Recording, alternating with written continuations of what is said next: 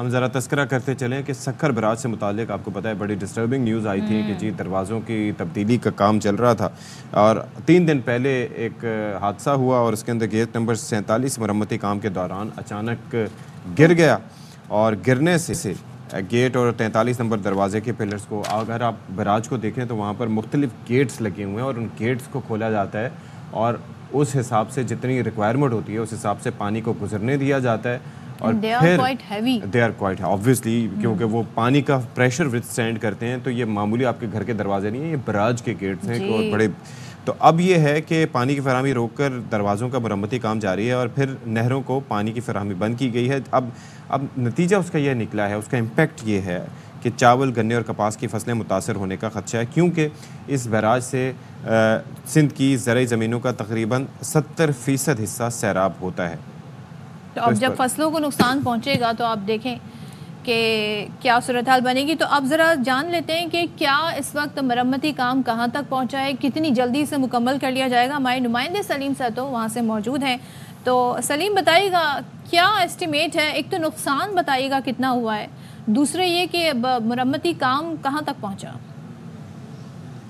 جی بالکل، سب سے پہلے تو مرمتی کام جو ہے میں اس کے حوالے سے آپ کو بتاتا چلوں کہ سکھر بیراج کے 20 جون کو 2 گیٹ خراب ہوئے تھے۔ گیٹ نمبر 47 پانی میں دھنس گیا تھا جبکہ گیٹ نمبر 44 جو ہے وہ ٹیڑھا ہو گیا، تو اس میں بینڈ آ گیا تھا۔ 90,000 کیوسک پانی کا ریلا گزر رہا تھا جس کی وجہ سے یہ دونوں دروازے خراب ہو گئے۔ دونوں دروازے خراب ہونے کے بعد سکھر بیراج پر ایمرجنسی نافذ کر دی گئی۔ محکمہ آبپاشی کی جانب سے ہنگامی بنیادوں پر دروازوں کا مرمتی کام کا آغاز کیا گیا۔ پہلے وہ 72 گھنٹے کا ٹائم دیا گیا لیکن وہ 72 گھنٹے کل شام کو مکمل ہو گئے۔ اس وقت تک جو گیٹ نمبر 44 ہے وہ اس کو باہر نکالنے کی کوشش کی جا رہی ہے، جبکہ گیٹ نمبر 47 جب پانی سکھر بیراج کے سارے دروازے کھول دیے گئے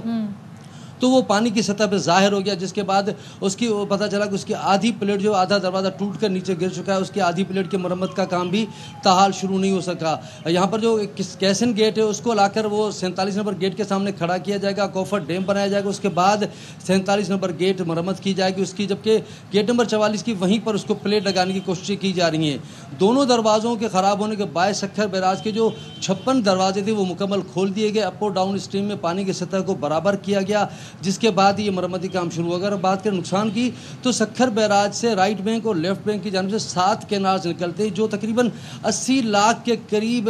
ایکڑ کے قریب زمین کو سیراب کرتے ہیں۔ یہ زمین 70% سے زائد حصہ بنتی ہے سندھ کا۔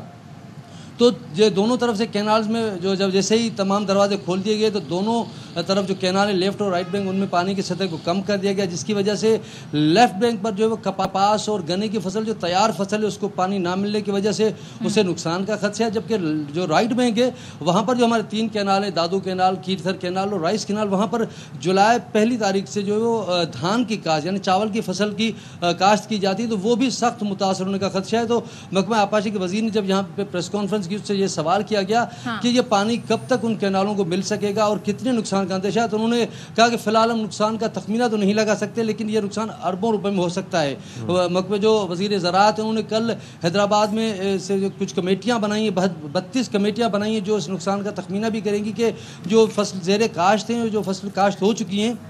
اس کا نقصان کتنا ہوگا اور کیسے ازالہ ہوگا۔ اس وقت سکھر بیراج پر گیٹ نمبر 47 کے مرمتی کام جو ہے اور گیٹ نمبر 44 کا مرمتی کام وہ شروع ہو چکا ہے۔ گیٹ نمبر 44 کو وہیں پر سکھر بیراج میں مرمت کی جائے گی، جبکہ گیٹ نمبر 47 جو ہے اس کے لیے کیسن گیٹ ہے جو تقریباً سکھر بیراج کی اپر اسٹریم میں آدھا کلومیٹر دوری پر ہے، اس کو 3 دن سے لانے کی کوشش کی جا رہی ہے، لیکن سکھر بیراج میں کیونکہ پانی کی سطح کم ہے، جب پانی کی سطح بڑھے گی تو ہی یہ کیسن گیٹ جو ہے وہ گیٹ نمبر 47 تک پہنچ سکے گا۔ بہت شکریہ آپ کا سلیم سیتو۔